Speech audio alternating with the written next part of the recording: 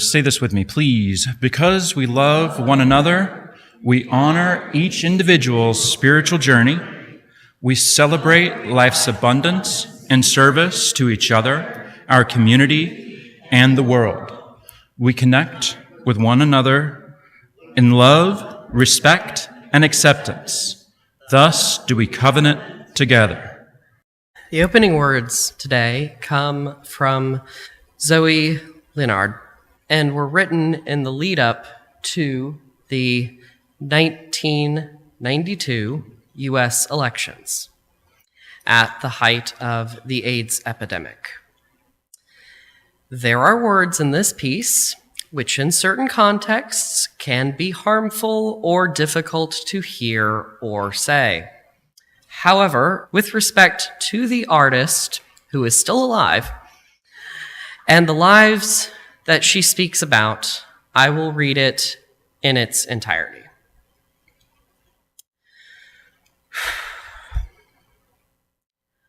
I want a dyke for president. I want a person with AIDS for president. And I want a fag as vice president. I want someone with no health insurance. I want someone who grew up in a place where the earth was so saturated with toxic waste that they didn't have a choice about getting leukemia. I want a president that had an abortion at 16. I want a candidate who isn't the lesser of two evils. And I want a president who lost their last lover to AIDS, who still sees that in their eyes every time they lay down to rest, who held their lover in their arms and knew they were dying. I want a president with no air conditioning. I want a president who has stood on a line at a clinic, at the DMV, at the welfare office, and has been unemployed, laid off, sexually harassed, and gay bashed and deported.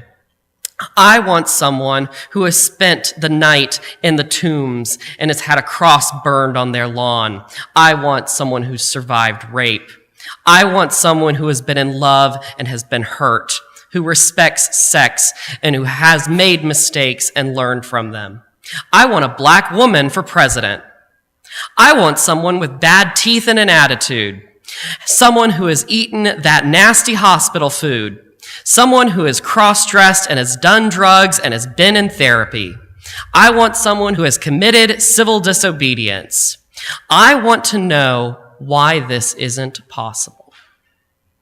I want to know why we started learning somewhere down the line that a president is always to be a clown, always a John and never a hooker, always a boss and never a worker, always a liar, always a thief, and never caught. Please welcome back to the pulpit, Emma XO. Those are some powerful words, huh? That gets shared a lot on Instagram, and every time I read it, it makes me cry. And so I looked into it today, and apparently it was originally written for a zine that was supposed to come out at the time, and it didn't end up coming out, and so it was held on to, but just was so powerful that it just got passed along, copied, until it finally ended up. We've got another slide where in 2016, there was a group I have written here. October 2016, Highline Art installed a 20 by 30 foot version of the poem on a pillar underneath underneath the Highline in the Chelsea neighborhood of Manhattan. It was prescient then. It becomes more and more prescient now.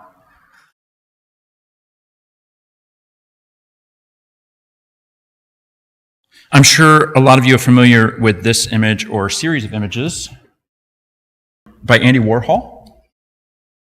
If you'll allow me to flex the part of an art degree that I have, Andy Warhol mostly worked in trying to find the interplay between mass consumption and art. He was one of the first, or he's credited as one of the first people to make that interplay. And particularly with the Marilyn Monroe images, it was about taking this image of this famous person that everyone recognized at the time and repeating it again and maybe changing it up and flipping it upside down and inverting the colors and just playing with when it moves past simulacra and becomes its own thing. You might not be as familiar with this series of images. This is Ladies and Gentlemen, 1976, also by Andy Warhol.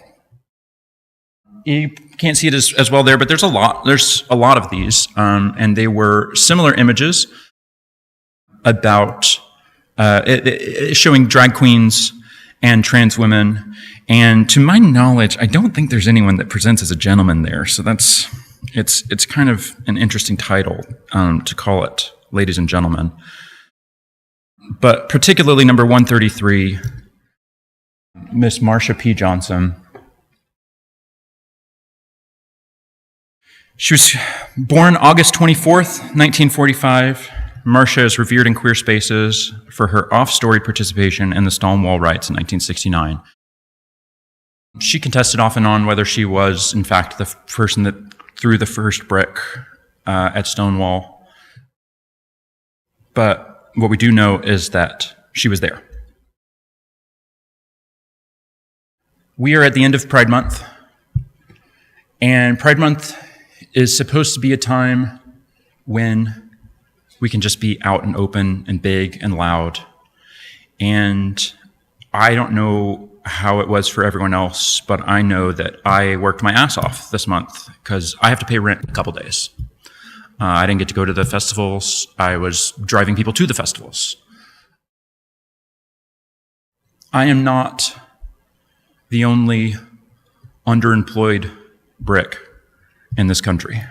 As I said, I have enough of an art degree that it got me several jobs before. I'm a talented designer, I'm an artist, and sometimes I'm okay with saying that. And I'm driving Uber right now, and there's no shame in that. It's just, right now it's really difficult for me to think about trying to make new connections in an office where there are people that are going to ask me questions, where there are people that are going to want to talk to me about my life, want to talk to me about my family, want to talk to me about anything. It's hard to do that. And it's, in that same way, Stonewall wasn't the first, or certainly wasn't the first queer bar to get raided by the police. It was not the first one where the people fought back either. It was not the first one that, Marsha wasn't, if she threw the brick, she wasn't the first one to throw a brick at a cop. And she wasn't the last, and Stonewall wasn't the last. And even after the Stonewall riot, it didn't magically make Pride happen. It continued as little tiny steps, pushing against the hegemony, pushing and pushing and pushing and pushing. In 2016, after the election, I decided to come out. It had been a private thing. I kind of talked about it at the beginning of the month with my sermon at the beginning of the month. It had been kind of a private thing. But to me, it felt like the safest way to continue my life was to do it out loud and in the open, and do it in a way that equalized the pressure between my private life and my public life in such a way that I didn't have to worry about cataclysm. That's not to say that I didn't expect cataclysm, and in fact, I was met with cataclysm, and my life has never been the same since. I used to have a 401k. I used to be in the top, probably 10% of my age group as far as people with 401k. I had a house. I had a partner. I still have a beautiful baby. And I don't have those things in the same way anymore.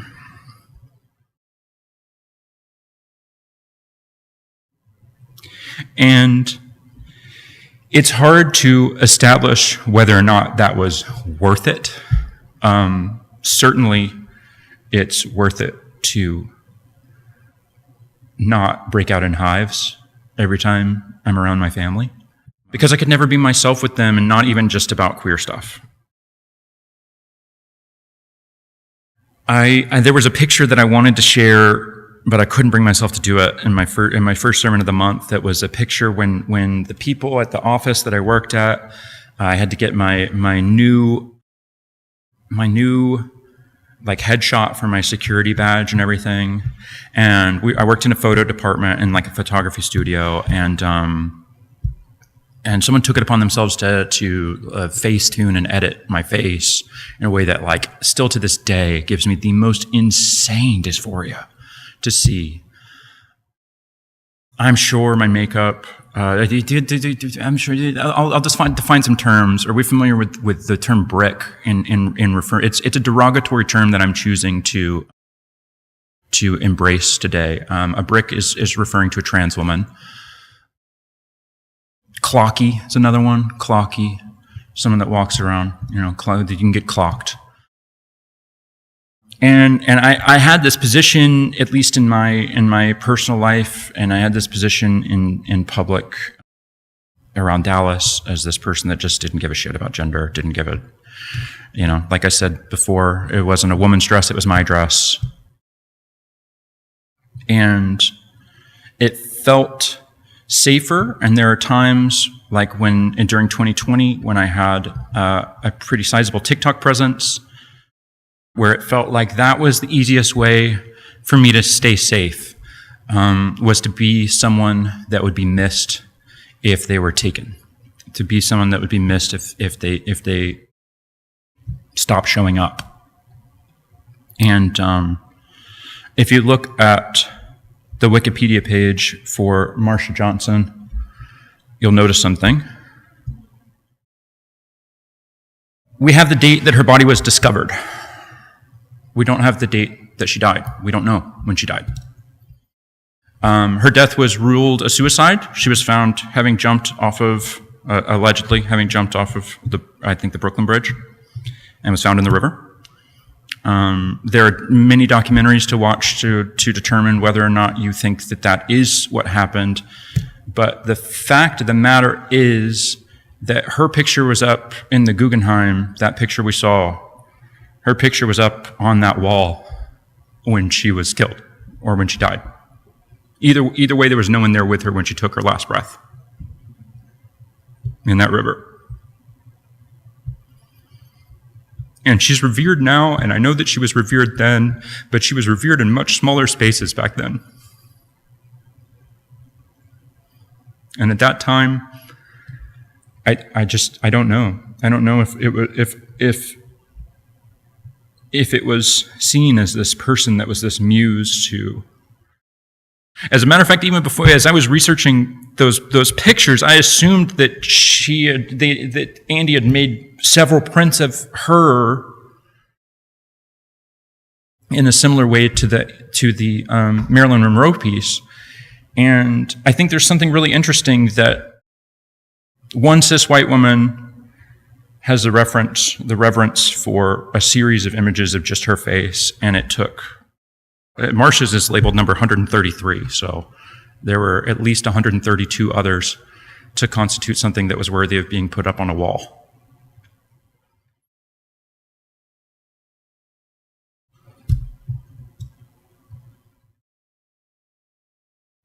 What do we do? How do we keep pride going when it's scary to walk out your door? How do I keep going when my sister is gone? And the person that stood there with me, and Jordan that was with me, and said that we would get through it together isn't here anymore. What do I do? I'm asking. I don't know. I know that there's something in being small also. There's something in being quiet. There's something in being hidden. And it kind of takes both. Because those of us that have been in quiet spaces with one another, my trans siblings and I. There's a topic of conversation that comes up of where do we go? Can we bring up the map slide, the first one, please? I had a conversation with someone the other day that got into my car and was talking to me about being trans. It is always something that makes me tense up because I don't know how they're going to approach it. I don't know what they're going to say. I don't know what their feelings are. She ended up being, if a little bit ignorant, she was respectful, and she asked me about my experience in queer spaces and whether, quote, we all got along. The gays and that, and I said, well, Dallas can be kind of cliquey. But for the most part, I do okay. I'd rather be here than where I grew up, certainly. But this person I referenced that you probably can't see with the colors here, but there should be a link somewhere for y'all to look at it later. If you notice, the Texas on there says that it's not safe for trans people to travel to. That it's not a safe place for trans people to travel to. So what does that mean for me? Because I'm stuck here. I don't even have a car yet. I don't have a car yet. I don't have anywhere to go. I have bug out plans that I won't say here because this is public. But, everyone has a little... I've got a plan for if I've got a day. I've got a plan for if I've got a week. And as I said at the beginning of this month, the canaries are dying. There are dead canaries laying everywhere. So what do we do? If you look,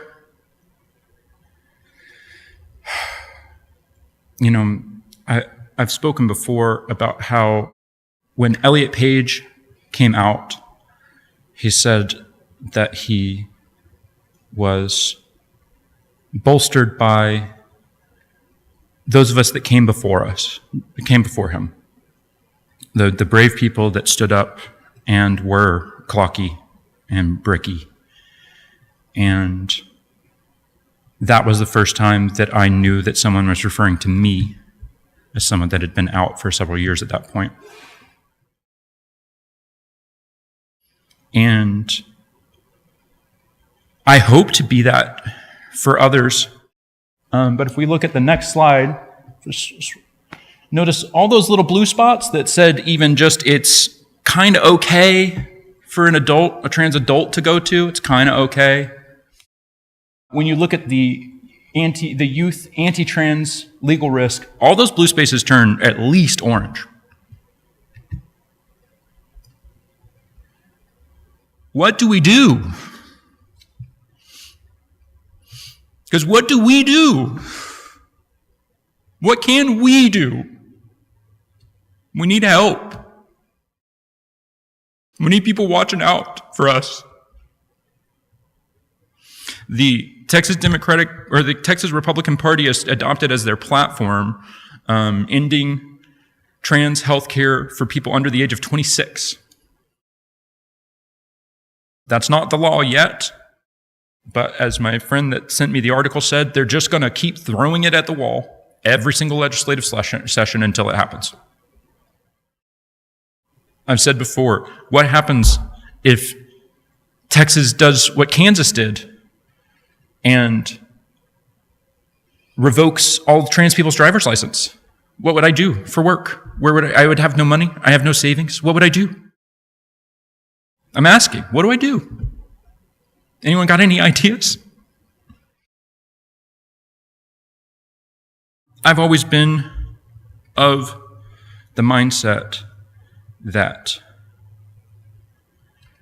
adage that we are the daughters of the witches that you didn't burn was bullshit. Because the witches that didn't burn were the ones that hid. And I'd rather be a charred lump than hide. I'd rather be loud I'd rather be a brick that gets thrown through the windows in Minecraft. And it's really hard to know what to do. And so the only thing that we can do as individuals, I think, is to just unabashedly make the spaces around us safe for everyone. To do your damn research. Stop asking me about my medical history. Stop asking me about personal things that you wouldn't want me asking about you. No one in this room, you'll get what I'm saying. But we have to survive. And that was the promise that I made to Jordan. And that was the promise that she made to me. And I've had words with her since for her not keeping up with her side of the deal.